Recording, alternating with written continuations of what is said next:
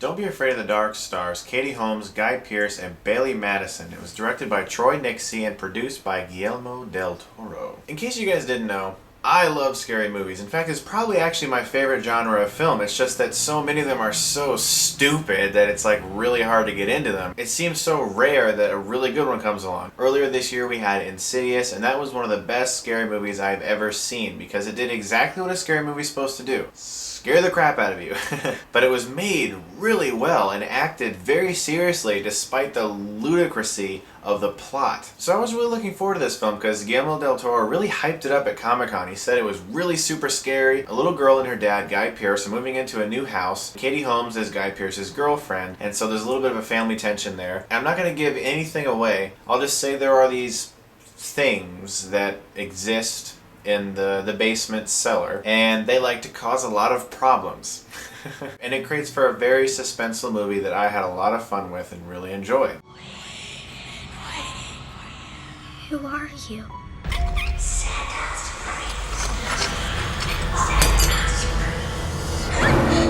This movie was made very well. It was a really pretty film to look at, and you could tell Del Toro had some of his little touches in there because it really looked a lot like some of his films like Pan's Labyrinth. The acting in this film was of very high caliber, especially for a scary movie, particularly Bailee Madison, the little girl. She was excellent in this movie. See, when a child actor in a movie is really the main star, that's really a deal breaker for me, whether or not they're going to be good or bad. Because if they're going to be bad, I mean, you're just going to be annoyed by their acting. But she was excellent in this movie. I'm really interested in seeing where else she goes. She was really good in the movie Brothers as well. She's convincing in all the emotional scenes. She's funny. She's strong. You really feel for her character. Katie Holmes I also really enjoyed in this film, and I thought she did a really nice job. It was nice to see her back in movies. And Guy Pearce I've always loved, and his role in this movie was kind of like James Franco's role in Rise of the Planet of the Apes. And what I mean by that is that Franco's role in the movie was necessary to propel the story along, but he really wasn't the character you were with or rooting for. You were with Caesar. And in this movie, Guy Pearce's character is necessary and he's required for the story to progress, but you're really with Bailee Madison's character a lot more, and so Guy Pearce kind of gets pushed to the background a little bit. But for what his character needed to be and for what he needed to do, he was good in the movie. I also really liked the things in the basement. I thought they were really cool. I thought they were original. I really liked the way they looked.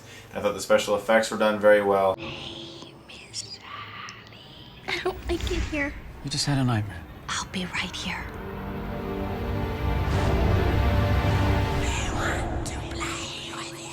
Now to some of the negative aspects for me. I don't know if it was this particular print or the theater lighting or what. There were many scenes in this film where it was way too dark, and it wasn't in 3D or anything, so it wasn't the dimness of the glasses. There were just some scenes where you really couldn't tell what was going on. You needed some more light, and I don't know if that was intentional on the filmmaker's part, because obviously darkness plays a large role in this film. But here's really my main problem with the film. It wasn't scary enough. I didn't find it as scary as it was hyped up to be for me. I found Insidious considerably more frightening. I mean, to very great extents. I wasn't terribly scared by it. I don't know if I just have really big manly balls or it just wasn't as scary as I thought it would be. I just felt like the director Troy Nixey, he made a really good looking film, but I wanted him to strain more tension out of these scenes. He had a lot of really awesome potential in some of the scenes for some serious suspense, but because of quick editings at times, it wasn't as suspenseful as it could have been. I felt that some of the scenes, if dragged out a little bit longer and made a little bit more slower paced,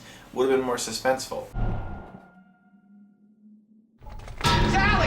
Why was that room sealed up? Something terrible happened in that basement. Get her out.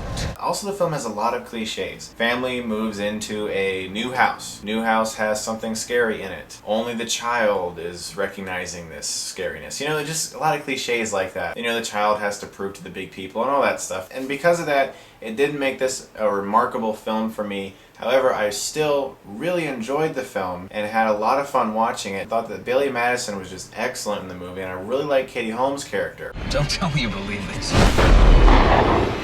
Just because you keep denying it does not mean it's not happening.